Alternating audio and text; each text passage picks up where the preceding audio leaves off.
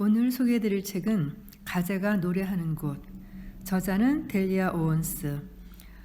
이 책은 처음에 넷플릭스에서 영화를 먼저 만났어요. 영화가 너무 감성적이고 제 마음에 너무 와닿고 저 이 영화 그냥 책 읽고 다시 한번 또 봤거든요. 그런데 또 마침 놀러온 친구가 저한테 꼭 알려주고 싶은 책이 있다면서 이 책을 권하는 거예요. 그래서 책도 읽게 됐습니다. 저자인 델리아 오원스는요, 미국 조지아대에서 동물학을 전공하고 캘리포니아대에서 동물 행동학으로 박사학위를 받은 70살의 여성입니다. 현재 아이다호에 살고 있는데 놀랍게도 이 가재가 노래하는 곳은 그의 첫 소설이랍니다. 이 책의 첫 구절은 이렇게 시작하죠. 습지는 늪이 아니다. 습지는 빛의 공간이다. 물속에서 풀이 자라고 물이 하늘로 흐른다. 꾸불꾸불한 실개천이 느릿하게 배회하며 둥근 태양을 바다로 나르고 수천 마리 흰 기러기들이 우짖으며 다리가 긴 새들이 뜻밖의 기품을 자랑하며 일제히 날아오른다. 이 책의 주인공인 습지의 첫 인상을 책의 첫 구절에서 이렇게 설명하고 있네요. 이 책은 독특한 구성을 가지고 있는데요. 어떤 사건이 발생했던 1969년과 그 책의 주인공의 어린 시절이 보여주고 있는 1952년부터의 모습을 서로 교차하면서 보여주고 있습니다. 1969년 어떤 사건이 발생하죠. 그 동네에서 인기남이었던 어떤 남자가 늪지에서 변사체로 발견됩니다. 이것이 사건이 시작됐고 이 소설의 발단이 되고 있죠. 그리고 이어지는 장면은 1952년 여주인공인 카야의 어린 시절의 모습이 보여집니다. 겨우 6살밖에 안 된 카야는 아버지의 폭력을 이기지 못한 엄마가 집을 떠나고 뒤이어서 위의 형제들마저 하나둘씩 떠나면서 아버지와 단둘이 남게 됩니다. 폭력성은 여전했지만 그래도 카야에게는 좀 친절한 아버지가 됐죠. 그러나 그마저 아버지도 어느 날 떠나고 다시는 돌아오지 않습니다. 그리고 책의 한 구절이 이어집니다. 몇 달이 흘렀다. 남부의 겨울은 온화하게 다가와 슬며시 눌러앉는다. 담요처럼 포근한 햇살이 카야의 어깨를 감싸고 점점 더 깊은 습주로 유혹했다. 가끔 알 수 없는 밤의 소리가 들려오고 코앞에서 내리꽂힌 번개에 소스라쳐 놀랄 때도 있었지만 카야가 비틀거리면 언제나 습지의 땅이 붙잡아 주었다. 콕 집어 말할 수 없는 때가 오자 심장의 아픔이 모래에 스며드는 바닷물처럼 스르르 스며들었다. 아예 사라진 건 아니지만 더 깊은 데로 파고들었다. 카야는 숨을 쉬는 촉촉한 흙에 가만히 손을 대었다. 그러자 습지가 카야의 어머니가 되었다. 카야가 어떻게 살아남을 수 있었는지 이 한 구절이 설명해 주고 있는 것 같아요. 아버지와 함께 살던 시절 카야는 아버지가 낚시할 때 쓰는 소형 모터보트를 몰아본 적이 있습니다. 조디 오빠가 한 것처럼 연료를 확인해야 해. 내가 몰고 나간 걸 아빠가 모르게. 부러진 갈대 줄기로 녹슨 탱크를 찔러보았다. 잠깐 달릴 만큼은 되네.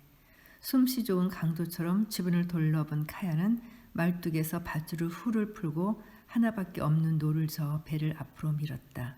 소리 없는 잠자리 구름이 앞에서 쫙 갈라졌다. 7살짜리 여자아이가 한 행동치고는 너무너무 용감한 행동이었죠. 계속해서 카야의 첫 출항을 따라가면은요. 카야는 이제 좀 더 부드럽게 속도를 높이며 쓰러진 사이프러스 고목을 피해 우회했다. 탓탓탓. 그리고 비버 서식지에 쌓인 나뭇가지 더미를 넘어갔다. 그리고 숨을 참으며 덤불에 가려 잘 보이지도 않는 못의 입구 쪽으로 방향을 틀었다. 낮게 축축 들여온 거목의 나뭇가지들을 피해 고개를 숙이면서 천천히 빽빽한 수풀을 헤쳐 100m쯤 나아갔다. 거북이가 젖은 통나무에서 미끄러지듯 유유히.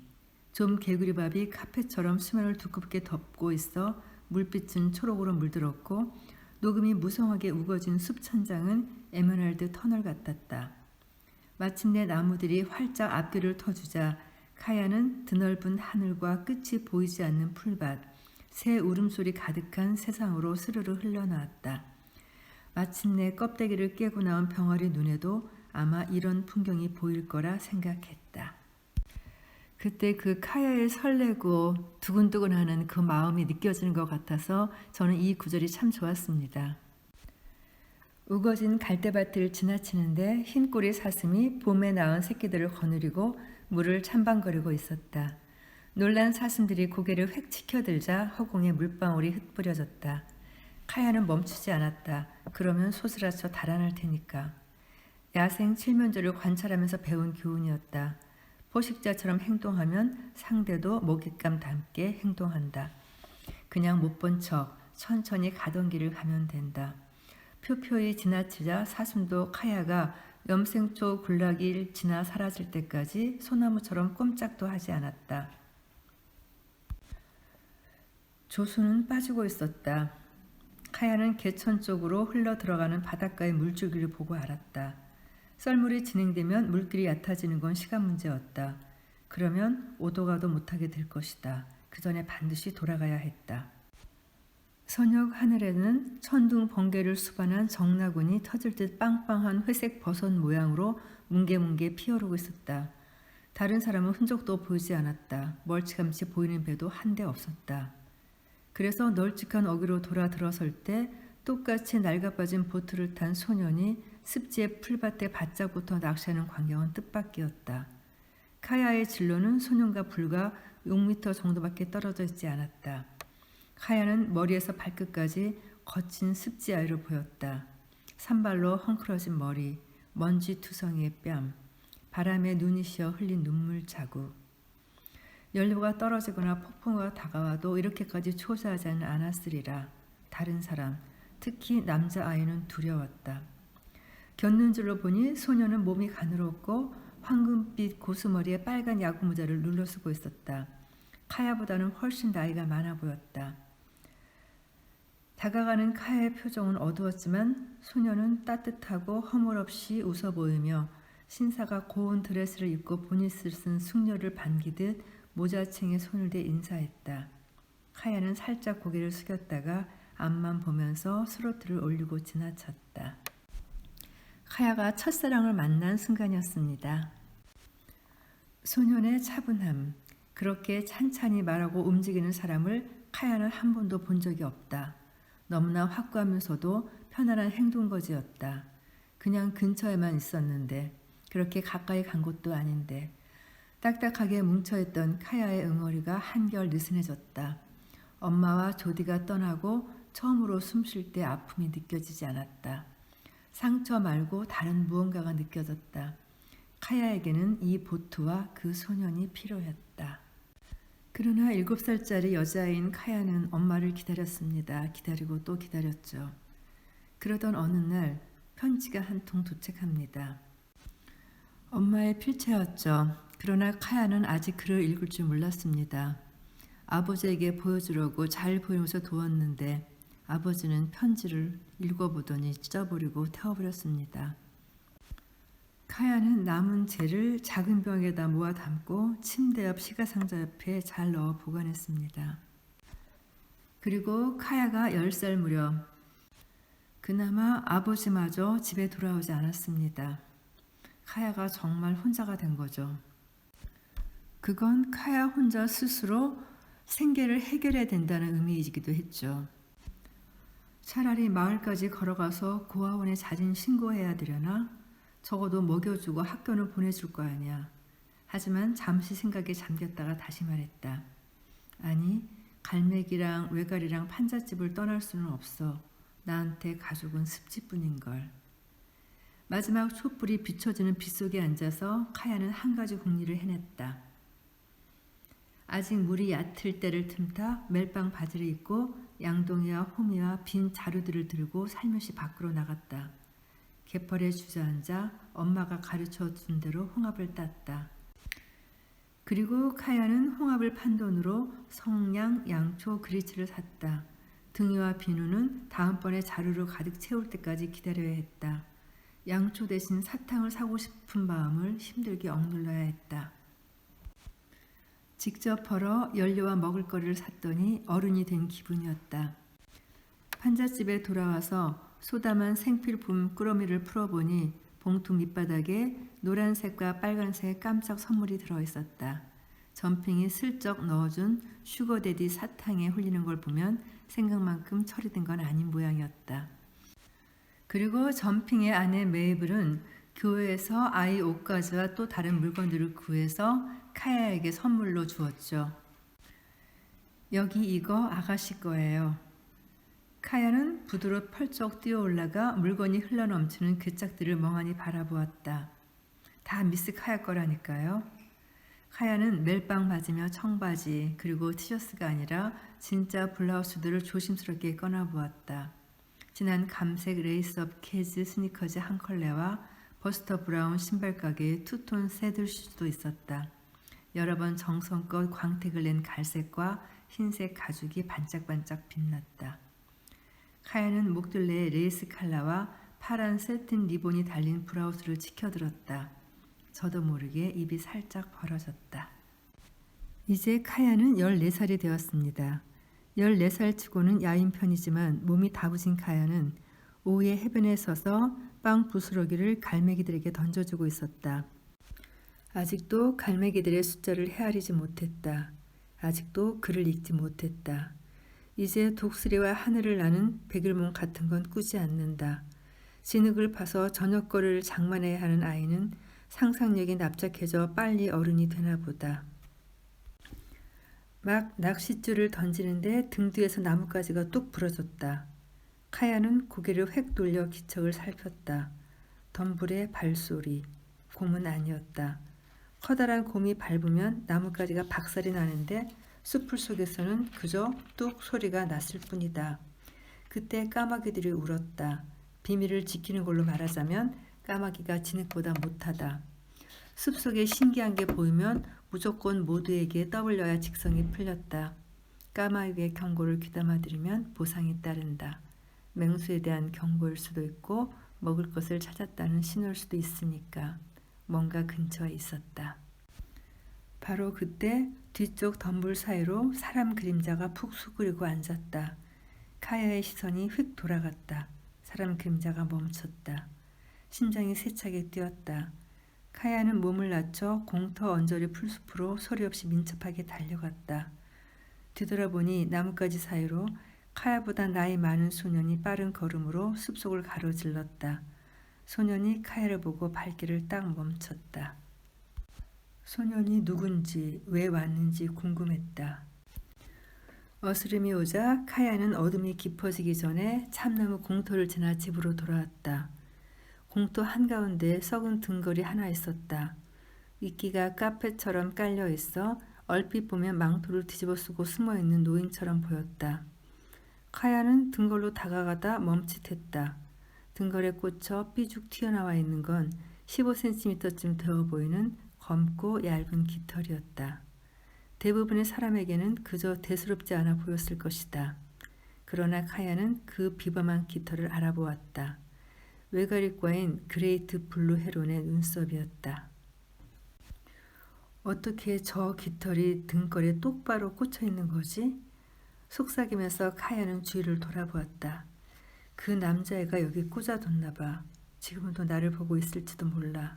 카야는 가만히 서 있었다. 심장이 또 한바탕 요동쳤다. 다음날 아침이 되자 등골로가 다른 걸 또 놓고 갔는지 보고 싶은 마음이 굴뚝 같았지만 일부러 참고 기다렸다. 한참 늦은 오전에야 공터로 나와 귀를 쫑긋 세우고 천천히 다가갔다. 등걸에 꽂힌 얇고 하얀 깃털을 본 카야의 얼굴에 귀한 찰나의 미소가 환히 빛났다. 엄마의 오래된 가이드북을 읽지 못해서 새나 벌레 이름도 알지 못했다. 그래서 카야는 자기 나름대로 이름을 지어주었다. 글은 쓸 줄 몰라도 채집한 표본을 분류할 방법을 찾아냈다. 재능이 무르익어 이제 뭐든지 그림으로 그리고 색칠하고 스케치할 수 있었다.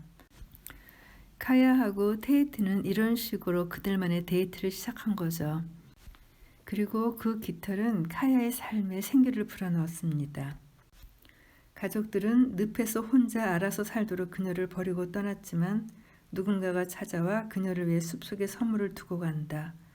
불확실성이 사라진 건 아니더라도 소년이 나쁜 마음을 먹은 것 같지는 않았다.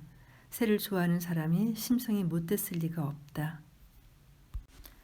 다음 날 오후 참나무 공터에 가자마자 카야는 채도 낮은 녹색과 갈색의 숲과 대조되어 화려하고 부자연스럽게 빛나는 원색을 보았다. 등골에는 빨갛고 하얀 작은 우유값이 놓여있고 그 옆에 또 깃털 하나가 있었다. 소년이 판돈을 올렸나 보다. 카야는 다가가서 먼저 깃털을 집어들었다. 부드러운 은빛 깃털, 나이트 헤론이었다. 습지에서 가장 아름다운 새다. 다음에 카야는 우유값 안을 들여다보았다. 꼭꼭 싸서 쑤셔넣은 몇 종류의 씨앗. 카야의 보트 엔진에 맞는 스파크 플러그가 갈색 봉투 속에 들어있었다. 저도 모르게 다시 미소를 지은 카야는 살짝 동그라미를 그리며 빙글 돌았다. 여분의 스파크 플러그는 카야의 심장을 한껏 부풀게 했다. 연료를 가득 채웠을 때나 붓으로 칠한 하늘의 석양을 볼 때와 똑같은 마음이었다. 꼼짝도 하지 않고 가만히 서서 그 느낌을 한껏 만끽하고 의미를 찾으려 했다. 암컷에게 선물을 갖다주며 구애하는 수컷새는 여러 번 본 적이 있다. 하지만 둥지를 틀기에 카야는 아직 어린 새끼였다. 그리고 드디어 카야는 그 깃털 소녀를 만나게 되죠. 어렸을 때 습지에서 길을 가르쳐준 테이트.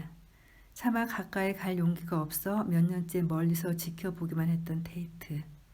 이제 훤칠하게 성장한 테이트는 18살쯤 되어 보였다. 황급빛 머리칼은 야구부자 밑으로 제멋대로 삐져나와 있고 피부는 보기 좋게 그을려 있었다. 테이트는 차분하게 얼굴을 환히 밝히며 웃었다. 하지만 카야의 마음이 철렁했던 건 그의 눈 때문이었다. 황금빛 또는 갈색의 녹색 반점이 점점이 흩뿌려진 두 눈이 올챙이를 포착한 외가리처럼 카야에게 못 박혀 있었다. 그리고 카야가 글씨를 읽을 줄 모른다는 것을 알게 된 테이트는 그녀에게 책 읽기를 가르쳐 주겠다고 약속하면서 본격적인 데이트가 시작됩니다. 그리고 이제 카야는 귀중한 표본들에 적어도 라벨을 붙일 수 있게 되었습니다. 그리고 숫자를 세는 것까지 배운 카야는 선반에 놓인 낡은 성경을 꺼내서 얇은 책장을 조심스럽게 넘겼습니다. 가족들 이름이 나왔죠. 카야 자신의 이름이 맨 아래에 적혀있고 옆에 생일이 쓰여 있었습니다.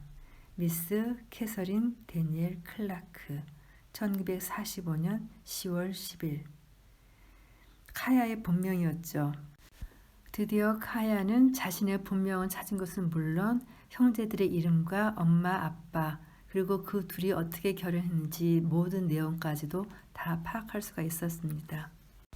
그러나 늪지에서 혼자 사는 소녀를 사회복지사들이 찾고 다녔습니다. 이 말을 들은 카야는 무서워했죠. 송우처럼 끌려가서 어디 위탁되거나 그럴까봐 무서워. 그래? 저기 어디 가재들이 노래하는 곳에 가서 꾹꾹 숨어야겠네. 테이트가 만면에 웃음을 띄웠다. 무슨 말이야? 가재가 노래하는 곳이라니? 엄마도 그런 말을 했었어. 엄마는 언제나 습지를 탐험해 보라고 동료함이 말했다. 갈 수 있는 한 멀리까지 가봐. 저 멀리 가재가 노래하는 곳까지. 저도 이 책의 제목이 가재가 노래하는 곳이라는 것이 참 궁금했었거든요. 거기에 대한 대답이 여기 나오네요. 그냥 저 숲속 깊은 곳, 야생동물이 야생동물답게 살고 있는 것을 말하는 거야. 그리고 15살이 된 카야는 처음으로 테이트의 키스를 받고 그의 여자친구가 됩니다. 그때의 광경이 영화에 정말 너무 아름답게 그려져 있었는데요. 책도 그에 못지않게 묘사가 잘 되어 있네요. 바로 그때 한 줄기 바람이 거세게 휘몰아쳐 수천 장의 노란 시카모 낙엽이 생명줄을 놓치고 온 하늘에 흐드러져 떨어지기 시작했다. 가을의 낙엽은 추락하지 않는다. 비상한다. 시간을 타고 정처 없이 헤맨다. 잎사귀가 날아오를 단 한 번의 기회다. 낙엽은 빛을 반사하며 돌풍을 타고 소용돌이치고 미끄러지고 파닥거렸다. 그리고 그때의 카야의 심정을 이렇게 묘사하고 있네요. 평생 처음으로 카야의 심장이 한 점 모자람 없이 가득 차올랐다. 카야를 찾아갈 때마다 테이트는 학교나 도서관에 책을 가지고 갔다. 특히 습지 생태와 생물학에 관한 책들이 많았다. 뭐든 읽을 수 있게 되면 모든 걸 배울 수 있어. 우리 두뇌는 아무리 써도 도저히 꽉 채울 수 없거든. 몇 시간 동안 등잔불을 벗삼아 카야는 혼자서 식물과 동물이 시시각각 변화하는 지구에 적응하기 위해 오랜 시간에 걸쳐 어떻게 진화했는지 책을 읽고 배웠다. 어떤 세포는 분열해 폐나 심장으로 특화되고 줄기세포처럼 나중에 필요할 경우를 대비해 목적을 특정하지 않은 채 남겨지기도 한다. 새들이 주로 새벽에 노래하는 이유는 서늘하고 촉촉한 아침 공기가 자신들의 노래와 의미를 가장 널리 퍼뜨리는 데 적합하기 때문이다. 평생 이런 기적 같은 현상들을 눈높이에서 보아왔기에 자연의 섭리를 쉽게 이해할 수 있었다. 카야는 생물학의 세계를 샅샅이 뒤지며 어미가 새끼를 떠나는 이유에 답이 될 만한 설명을 찾아 헤맸다. 카야가 반딧불을 관찰하는 광경에 대해서는 좀 전문을 다 전해드려야 될 것 같아요. 굉장히 중요한 내용이거든요. 카야는 탁한 눈으로 멍하니 밤에 낙서하는 반딧불을 바라보았다. 암컷 반딧불은 꽁무니의 불을 깜빡여 수컷에게 짝짓기 준비가 되었다는 신호를 보낸다고 조디가 말해주었다. 반딧불은 종마다 불빛 언어가 다르다. 카야가 지켜보는 사이 어떤 암컷들은 지그재그 댄스를 추며 점점점 줄 이렇게 신호를 보냈지만 또 전혀 다른 패턴으로 춤을 추면서 줄줄 점 신호를 보내는 것들도 있었다. 물론 자기 종의 신호를 잘 아는 수컷은 그런 암컷만 찾아서 짝을 지으려고 날아간다. 카야는 문득 벌떡 일어나 주의를 집중했다. 암컷 한 마리가 암호를 변경했다. 처음에는 올바른 줄과 점의 조합을 반짝거리며 자기 종의 수컷을 끌어들여 짝짓기 했다. 그러다가 언제부턴가 다른 신호를 반짝거렸다. 그러자 다른 종의 수컷이 날아왔다. 그 암컷의 메시지를 읽은 두 번째 수컷은 짝짓기 의사가 있는 자기 종의 암컷을 찾았다고 확신하고 암컷은 머리 위에서 채공했다. 하지만 벼랑간 그 암컷 반딧불이 다리를 뻗더니 입으로 수컷을 물어 잡아먹었다. 카야는 다른 반딧불도 바라보았다. 암컷들은 원하는 걸 얻어낸다. 처음에는 짝짓기 상대를, 그 다음에는 끼니를, 그저 신호를 바꾸기만 하면 된다. 여기에는 윤리적 심판이 끼어들 자리가 없다. 악의 희롱이 끼어들 자리가 없다. 다른 참가자의 목숨을 희생시켜 그 대가로 힘차게 지속되는 생명이 있을 뿐이다. 생물학에서 옳고 그름이란 같은 색채를 다른 불빛에 비춰보는 일이다. 카야는 대학에 간 테이트를 기다리고 있었죠. 7월 4일에 오겠다고 약속을 해줬거든요. 몇 날 며칠을 카야는 밖에서 기다렸습니다. 그러나 끝내 테이트는 돌아오지 않았죠. 카야는 힘없이 자기가 무슨 짓을 했기에 모두가 떠나버리는 걸까 생각했다. 엄마, 언니들, 온 가족, 조디, 그리고 이제 테이트까지. 카야에게 가장 아린 기억은 오솔길을 따라 하나씩 사라지는 가족들이었다. 그런 카야를 일으켜 세우는 건 항상 자연이었죠. 생물이었고요. 늪이었습니다. 사양문 너머에 까마귀만한 한 쿠퍼스 호크 한 마리가 안을 슬며시 들여다보고 있었다.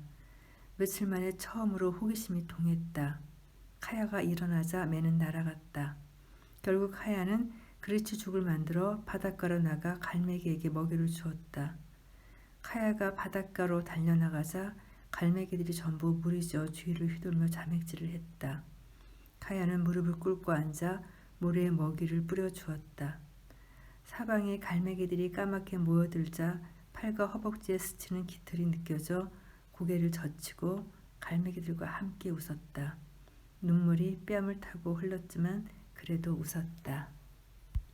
카야의 수집품은 성숙해 목, 속, 종으로 분류되었다. 하지만 수집품이 커질수록 외로움도 깊어졌다. 심장 크기만한 아픔이 카야의 가슴속에 살았다. 몇 달이 흐르고 또 한 해가 갔다. 이 책은 모두 1부, 2부로 나눠져 있었는데요. 지금까지 내용이 1부 습지의 내용입니다. 녹음이 좀 길어지니까 다음 시간에 2부 늪의 내용으로 이어가겠습니다. 감사합니다.